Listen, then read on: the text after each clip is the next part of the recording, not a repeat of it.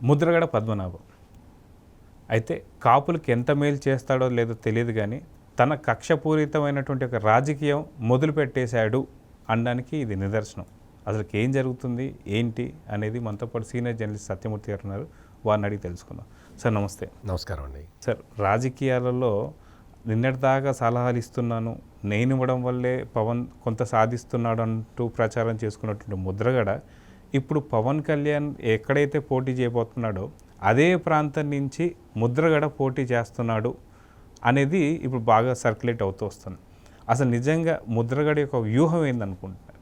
ఏం చెప్తారు మీరు? ముద్రగడ వ్యూహం ఏం లేదండి.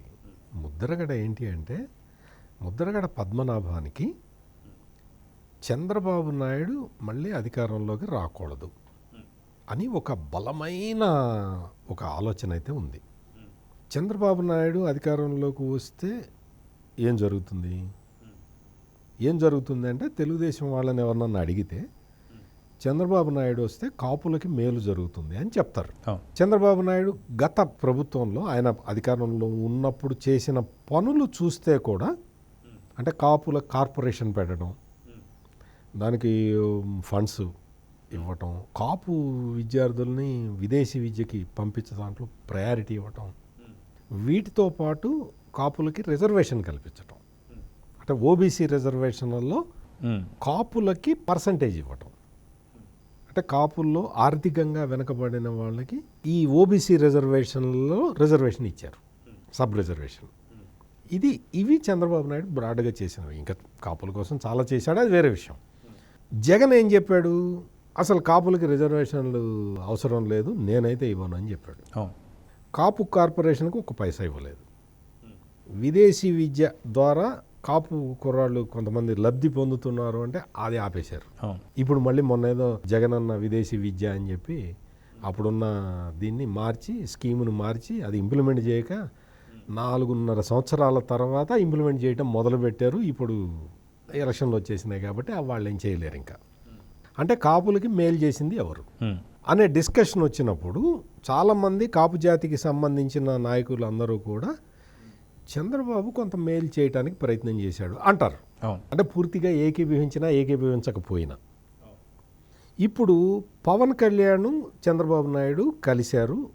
ఈ కలయిక ఆంధ్రప్రదేశ్లో ఒక ప్రభంజనంలాగా వచ్చి ఉన్న పరిస్థితి ఇప్పుడు ప్రస్తుతానికి. కాపుల ఓట్లు అన్నీ కూడా, అంటే జనసేన తెలుగుదేశంతో కలవటం వల్ల కాపుల ఓట్లు అన్నీ కూడా చంద్రబాబు వైపు వెళ్ళిపోతాయి, అంటే తెలుగుదేశం జనసేన కూటమి వైపు వెళ్ళిపోతాయి అన్న ఆందోళనలో జగన్ చాలా కొట్టుమిట్టాడుతూ ఉన్నాడు చాలా రోజుల నుంచి. అందుకనే పవన్ కళ్యాణ్ చంద్రబాబు నాయుడు కలవకుండా రకరకాల ప్లాన్లు వేశాడు. ప్యాకేజీ స్టార్ అన్నాడు, దత్తపుత్రుడు అన్నాడు, పవన్ కళ్యాణ్ని రెచ్చగొట్టడానికి ప్రయత్నం చేశాడు జగన్మోహన్ రెడ్డి. ఇవన్నీ జరిగినాయి, కార్యక్రమాలన్నీ జరిగినాయి. కాకపోతే ఏంటంటే పవన్ కళ్యాణ్ ఒక మెచ్యూర్డ్ పాలిటీషియన్ లాగా ఆలోచించి ఆయన ఏం చేశాడంటే, వాళ్ళు ఎన్ని రకాలుగా మాట్లాడుకున్నా రాష్ట్రానికి ఏది మేలు, నేనేం చేస్తే రాష్ట్రానికి మేలు జరుగుతుంది, రాష్ట్రం మేలు కోసం నేనేం చేయాలి అనే ఉద్దేశంలో ఆయన వచ్చేసి ఈ ప్రతిపక్ష ఓటు చెల్లనివ్వకుండా చేస్తానని చెప్పి ఆయన వచ్చి తెలుగుదేశం పార్టీతోటి ఎన్నికల పొత్తు పెట్టుకున్నాడు. ఇది ముద్రగడ పద్మనాభానికి నచ్చే అవకాశం లేదు, ఎక్కడా నచ్చే అవకాశం లేదు. ఎందుకు? ఆయన బేసిక్గా చంద్రబాబు వ్యతిరేకి. చంద్రబాబు కాపులకి మేలు చేశాడు అని ఎవరన్నా అన్నా కానీ ఊరుకోడు.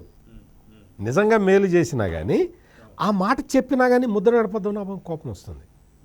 మీరు అంతకు ముందర కూడా మనం చూసాం కదా, కాపులు ఉద్యమం చేసినప్పుడు ద్వారంపూడి చంద్రశేఖర్ రెడ్డి లారీలు పెట్టాడు, కాపులకి ఉప్మా పెట్టాడు అని చెప్పాడు. కాకినాడ ఎమ్మెల్యే ద్వారంపూడి చంద్రశేఖర్ రెడ్డి అసలు కాపులకి చాలా సహాయం చేశాడని చెప్తున్నాడు.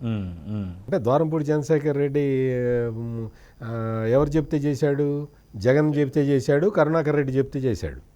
అంటే జగను, కరుణాకర్ రెడ్డి, ద్వారంపూడి చంద్రశేఖర్ రెడ్డి వీళ్ళందరూ కాపు ఉద్యమం వెనక ఉన్నట్టుగా ముద్రగడ పద్మనాభం ఒప్పుకున్నట్టే కదా. అంటే రెడ్లు వెనక ఉండి నడిపించే ఉద్యమం మంచిది, చంద్రబాబు చేసిన మేలు మంచిది కాదా? రెడ్లు ఫైనాన్స్ చేసి రెడ్లు లారీలు ఇచ్చి రెడ్లు ఉక్మాలు పెడితే అది మంచిదా? చంద్రబాబు నిజంగా మేలు చేసి రిజర్వేషన్లు పెడితే అది మంచిది కాదా? దాన్ని ముద్రగడ పద్మనాభం యాక్సెప్ట్ చేయడా? ఎందుకు చేయవు? నువ్వు కాపు జాతి మేలు కోరేవాడివైతే నువ్వు నిష్పక్షపాతంగా ఉండాలి. నీకు చంద్రబాబు నాయుడు అయితే ఉంది, జగన్మోహన్ రెడ్డి అయితే ఉంది. పార్టీలకు అతీతంగా ఉండాలి. పార్టీలకు అతీతంగా కాపు జాతికి మేలు జరుగుతుందా లేదా చూడాలి. నువ్వు నిజంగా కాపు జాతికి మేలు జరిగింది, ఈ 5 ఏళ్ళు జగన్మోహన్ రెడ్డి అధికారంలో ఉన్నాడు కదా, కాపు జాతికి మేలు జరిగిందా? ఈ విషయం చెప్పు. నువ్వు డైరెక్ట్గా వచ్చి చెప్పాలి. ఏం జరిగిందో కూడా చెప్పాలి. జగన్మోహన్ రెడ్డికి మీరందరూ ఓట్లు వేయటం వల్ల మీకు ఈ మేలు జరిగింది అని ఒక కాపు జాతి పక్కన పెట్టండి, వేరే ఏ కులానికైనా మేలు జరిగిందో చెప్పమనండి. యూనివర్సిటీలో వైస్ ఛాన్సలర్ అందరూ రెడ్లన్నీ పెట్టుకున్నాడు, నామినేటెడ్ పోస్టులు అన్ని రెడ్లకే ఉన్నాయి. ఈ తరహా పాలన జరుగుతుంటే మరి ముద్రగడ పద్మనాభం మాట్లాడాలి కదా, అదేంటయా నువ్వు కాపులకి ఎందుకు ఇవ్వలేదు ప్రాధాన్యత అని అడగాలి కదా. ఇవన్నీ అడగకుండా పవన్ కళ్యాణ్కి మొన్న ఒక లెటర్ రాశాడు. మీరు అప్పుడు వస్తా అన్నారు మా ఇంటికి, మీరు రాలేదు. ఆ తర్వాత అయోధ్య వెళ్ళి వచ్చిన తర్వాత వస్తానన్నారు, మీరు రాలేకపోయారండి. మీరు బహుశా బిజీగా ఉంటారండి, మీరు బిజీగా ఉంటారని నాకు తెలుసండి. ఇదే నువ్వు సీనియర్ లీడర్వి, కాపు జాతి మొత్తం నిన్ను నమ్ముతూ ఉన్నది. నువ్వు ఇంత పెద్ద కాపు జాతిని నువ్వు లీడ్ చేయాల్సిన వాడివి. నువ్వు ఇదేంటి? పవన్ కళ్యాణ్ నీ ఇంటికి రావద్దు, నువ్వు పవన్ కళ్యాణ్ ఇంటికి వెళ్ళి మాట్లాడరాపో. నువ్వు ఎందుకు మేలు చేయలేదని అడుగు. నువ్వు ఎందుకు ఈ డెసిషన్ తీసుకున్నావు అని అడిగి పో. అవన్నీ చేయాలి కదా.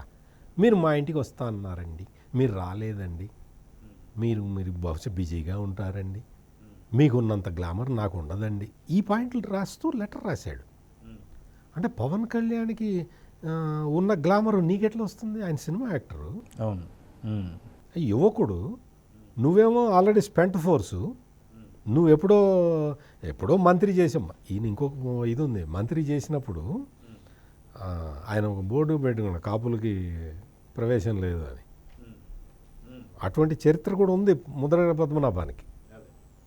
అంటే నువ్వు పదవిలో ఉన్నప్పుడేమో నిష్పక్షపాతంగా ఉండాలి, మనం కాపులకి సహాయం చేయకూడదు అంటావా? చంద్రబాబు నాయుడు అధికారంలోకి రాగానే నీకు కాపు జాతి అన్యాయం అయిపోతున్నట్టు అనిపిస్తూ ఉంటుందా? దీని మీదే కాపు యూత్ అంతా కూడా చాలా రియాక్ట్ అవుతున్నారు.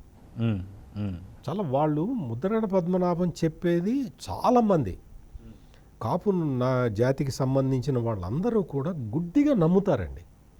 ఎందుకంటే ఈయన మన మేలు కోరతాడు అన్న ఒక నమ్మకం. ఆ నమ్మకాన్ని వాడుకొని రాజకీయంగా పైకి రావాలని ముద్రగడ పద్మనాభం ప్రయత్నం చేస్తూ ఉన్నాడు. ఆయన కొడుకున్నాడు గిరిబాబు అని, అతన్ని రాజకీయాల్లోకి తీసుకొచ్చి ఆయన వైసీపీ టికెట్ ఇప్పించి పోటీ చేయాలనుకున్నాడు. ఆయన ఎంపీగా పోటీ చేయాలని అనుకున్నాడు.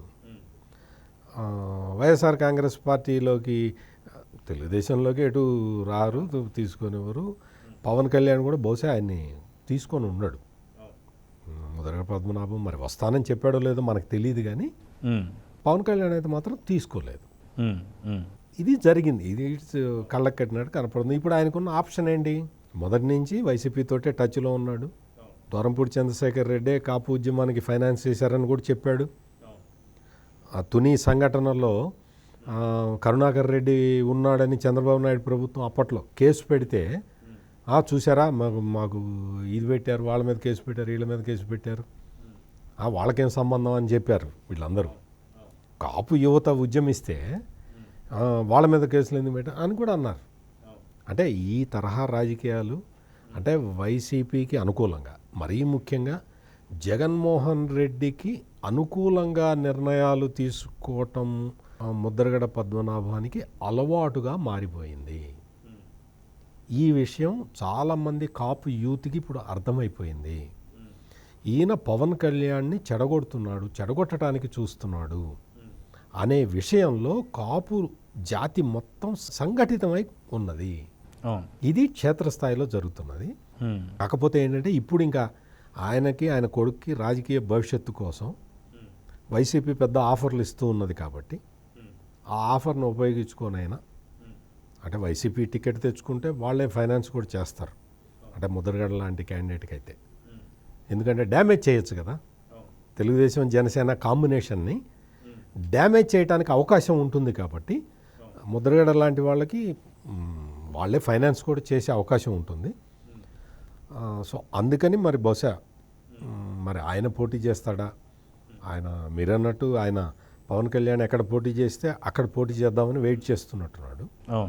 ఆయన పోటీ చేస్తాడా, లేదు ఆయన కొడుకుని పోటీకి పెడతాడా, లేదు ఆయన వైఎస్ఆర్ కాంగ్రెస్ పార్టీ తరఫున ఎంపీగా దిగుతాడా అనేది వేచి చూడాలి. కానీ బట్ ఆ డిస్కషన్స్ అయితే జరుగుతున్నట్టుగా మనకి ఈ మొత్తం ఆ మీడియా రిపోర్ట్స్ అవి చూస్తే మాత్రం ప్లస్ వైసీపీ నాయకులతోటి కొంతమందితోటి మాట్లాడినప్పుడు కూడా ఇటువంటి విషయాలు బయటికి వస్తూ ఉన్నాయి.